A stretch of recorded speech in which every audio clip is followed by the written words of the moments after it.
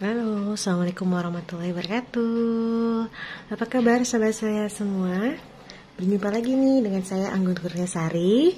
Dan udah lama banget gak upload video di Passionate Muslimah ini karena qadarullah bulan Februari kemarin cukup hektik banget ya. Di awal-awal Februari sempat saya struggling dengan kondisi kesehatan karena qadarullah sekeluarga positif COVID dan lanjut recovery, dan di akhir Februari Masya Allah tabarakallah saya lahir anak ketiga. Nah, karena ada pengalaman lahiran anak ketiga ini cukup spesial ya, saya ada rencana, sebelumnya ada rencana untuk home birth. Terus juga banyak sahabat salihah kepo bagaimana planning home birth saya. Nah, di video kali ini saya akan sharing terkait bagaimana saya membuat rencana home birth dan juga birth plan. Oke, itu aja. Nanti silahkan disimak. Stay tune. Nah, sebelum saya masuk ke birth plan ya, rencana lahirannya seperti apa, ini ada persiapan home birth saya. Jadi di persiapan home birth ini sebenarnya udah sempat sedikit saya share di video bullet journal setup, tapi ini akan saya bahas lebih detail lagi dan saya akan update progresnya ya, gimana saya cara ngisi persiapan home birth ini. Langsung aja, ini jadi saat saya memang persiapan home birth itu nggak main-main ya, jadi nggak asal bidan datang ke rumah terus lahiran di rumah, enggak, tapi memang perlu pada persiapan. Dan saya termasuk yang agak telat karena harusnya persiapan itu di trimester kedua udah mulai gitu, tapi saya baru mulai di trimester ketiga dan itu juga di bulan Januari. Jadi persiapannya 2 bulan ya, baru dikebut tuh dikejar semuanya. Jadi minimal kita ada persiapan di 3 area ini ya, di emosional kita, nutrisi, dan juga stamina. Nah, untuk emosional ini pengaruh banget karena nanti kan kalau lahiran itu hormon-hormon itu dipengaruhi oleh kondisi psikis kita. Jadi kalau misalnya kita ngerasa ada trauma di kehamilan, trauma di persalinan, atau trauma-trauma di pasca bersalin, itu perlu di healing karena itu juga nanti akan mempengaruhi mental kita saat kita lahiran gitu ya. Terus juga kita perlu menulis gitu ya, kalau saya ini nggak terlalu banyak gitu ya, kriteria pendamping. Jadi siapa yang nanti akan mendampingi lahiran kita gitu. Tentu saja biasanya suami ya gitu, suami yang akan terlibat aktif, tapi kita perlu membuat kriteria yang benar-benar pengennya tuh pendampingnya seperti apa gitu. Kalau saya memang benar-benar poinnya terlibat aktif dan pengertian, karena seringkali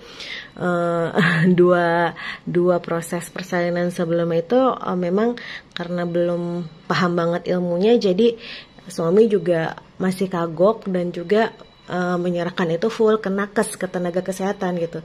Padahal saya sebenarnya lebih inginnya tuh kita berjuang bareng gitu. Nah, makanya ini kriteria pendamping saya terlibat aktif.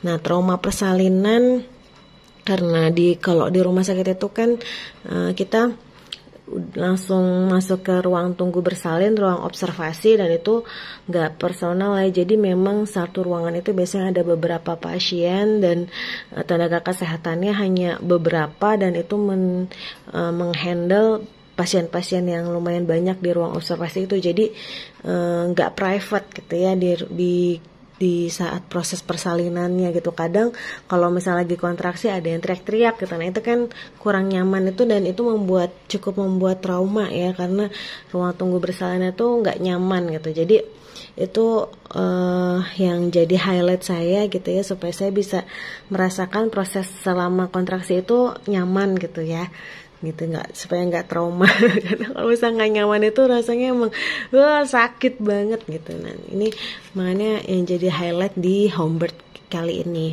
Dan juga pasca bersalin ya, trauma pasca bersalin tuh beberapa kali bekas jahitan itu yang membuat saya cukup trauma karena sakit banget gitu. Akhirnya kemarin diikhtiarkan supaya kalau bisa sih nggak ada robekan, nggak ada jahitan gitu ya, sehingga nanti penyembuhannya juga lebih cepat. Karena saya kemarin tuh sampai benar-benar takut untuk duduk gitu karena luka bekas jahitannya itu gitu. Nah ini juga makanya akhirnya perlu juga latihan senam Kegel supaya otot-otot perineumnya tuh bisa lebih lentur seperti itu. Nah ini masalah kondisi emosi, kemudian nanti ada kondisi nutrisinya ya. Nah, ini juga sempat saya share di Instagram @ibuperadaban apa-apa aja yang perlu di tracker. Ini saya mulai persiapannya dari pekan ke-32.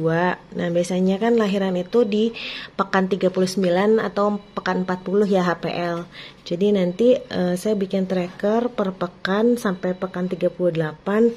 Misalnya di susu UHT targetnya sehari 500. Nah, kalau misalnya tercapai saya kasih terus gitu ya. Berarti ini dalam satu pekan 3 hari gitu. 3 hari saya bisa achieve 500 ml per hari gitu ya. Seperti itu. Kemudian dan lain-lain. Jadi nanti ini tracker saya nih, misalnya ada yang sampai 6 tercapai dalam 1 minggu 7 hari ya. Kayak gitu nih. Jadi ini trackernya seperti itu. Di sini jadi bisa kelihatan, dan bidan yang menangani saya juga bisa mengkontrol gitu ya, mengontrol nutrisi. Jadi gimana Bu nutrisinya? Nanti saya tinggal kasih lihat tracker ini nutrisi ini. Kemudian stamina ini lumayan banyak PR-nya. Ada latihan pernafasan, senam Kegel, jalan pagi, dan juga berjemur. Ini juga ya sama konsepnya kayak tracker yang sebelumnya. Jadi kalau misalnya sehari itu saya lakukan, akan saya berikan terus gitu. Ini ketahuan nih ini ya, di pekan 32 selama seminggu saya berarti nggak jalan pagi, nggak berjemur. Nah lumayan nih di minggu-minggu yang di sini agak turun ya, karena ini saya udah mulai COVID ya, kena COVID. Jadi di minggu ini nih agak turun staminanya gitu ya, persiapan untuk stamina karena lagi drop. Terus juga yang menjadi catatan, tidur cukup, harus tidur sebelum jam 10 malam. Ini senam Kegel ada beberapa posisi ya, ada fly style, doggy style, squat style. Nanti teman-teman mungkin bisa cari tahu lebih dalam di video-video di YouTube, ada banyak. Ini jadi nanti sehari misalnya 5 kali gitu ya, 5 kali 5 hitungan, 7 hitungan, 9 hitungan gitu. Sebenarnya challenge-nya sampai 73 hitungan, tapi saya cuma achieve sampai 25 hitungan per style ini gitu. Jadi ini persiapannya paling nggak 3 aspek ini benar-benar harus mindful banget. Jadi kalau udah mindful di 3 aspek ini, insya Allah akan bisa achieve gitu ya, akan tercapai homebirth-nya yang nyaman, aman, dan juga bisa menjadi experience yang menyenangkan buat kita sebagai ibu ya dalam proses persalinan. Nah sahabat salihah semua, saya juga homebirth ini nggak serta-merta hanya konsultasi di satu provider aja ya, nggak hanya lewat bidan aja, tapi saya juga check up di rumah sakit, tetap check up di Opjin. Jadi karena saya ada riwayat sesar, jadi VBAC, vaginal birth after sesar, jadi memang perlu juga konsultasi ke dokter Opjin yang memang berkapasitas untuk menentukan apakah persalinan ini masih aman untuk dilakukan persalinan vaginal birth ya, normal gitu, persalinan normal ini masih memungkinkan atau enggak. Jadi saya terus juga konsultasi ke dokter gitu, juga menggunakan suplemen-suplemen dari dokter juga gitu. Jadi ikhtiarnya double ya, jadi ada yang gentle birth juga, ada yang ke dokter ya konvensional juga ada gitu. Jadi tetap semua kita lakukan supaya bisa make sure persalinan ini tetap aman gitu ya, dilakukan di rumah. Seperti itu. Oke, langsung aja kita nanti proses bikin ini ya, birth plan-nya. Sebenarnya saya udah pernah buat, tapi ini saya mau lihatin prosesnya aja supaya sahabat salihah tergambar seperti apa sih birth plan itu. Stay tune. Ya, tadi sempat ada spoiler ya, ini ada beberapa gambar yang sudah saya print. Nanti setelah di printnya akan digunting, karena saya nggak terlalu jago gambar, jadi ya yang gampang-gampang aja, langsung tempel-tempel. Nah ini hasilnya, yuk kita buat berplan sama-sama.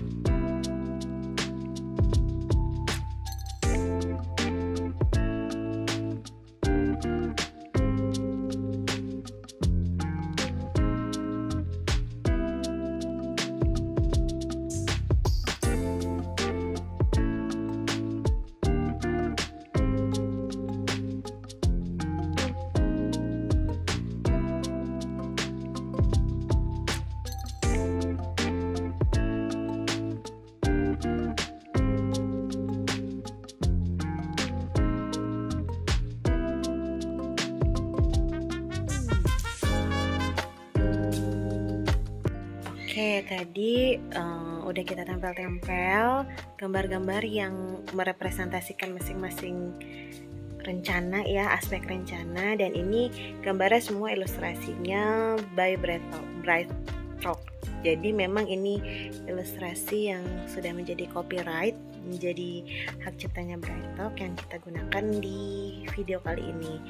Nah, setelah kita tempel-tempel, ini saya tulis pakai pulpen Micron 0,3 yang beberapa rencana yang aspek utamanya, kemudian yang detail-detailnya itu saya tulis pakai Micron yang 0,1, jadi ketebalannya berbeda ya antara judul dengan penjelasan yang kecil-kecil di bawahnya.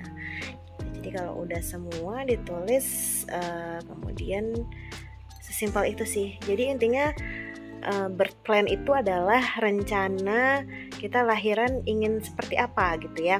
Biasanya kalau lahiran di rumah sakit itu kan kita udah sesuai SOP aja gitu ya, sesuai SOP dari rumah sakit. Sedangkan kalau di rumah kita bisa mengkondisikan sesuai dengan ekspektasi kita. Misalnya kita ingin lahirannya seperti ruangan spa, ada playlistnya, ada aroma tertentu yang ingin kita ciptakan, ada gimbal, pijat relaksasi, suplemen-suplemen yang kita butuhkan, atau misalnya kita butuh kursi yang nyaman, posisi lahirannya gitu. Bahkan kita misalnya pengen urusan domestik beres, anak-anak juga nanti bisa terhandle dengan baik, bisa kakak-kakaknya no gadget, main dengan tenang, sehingga kita bisa meninggalkan rumah dan anak-anak dengan tenang. Nah itu bisa kita kondisikan ketika kita membuat birthplan ini. Gimana Dir, suka nggak dengan video ini? Boleh dong komen ide-ide video selanjutnya. Jangan lupa untuk like, subscribe, dan nyalakan notifikasi bell supaya teman-teman bisa update video terbaru dari kita. Sampai jumpa di video selanjutnya.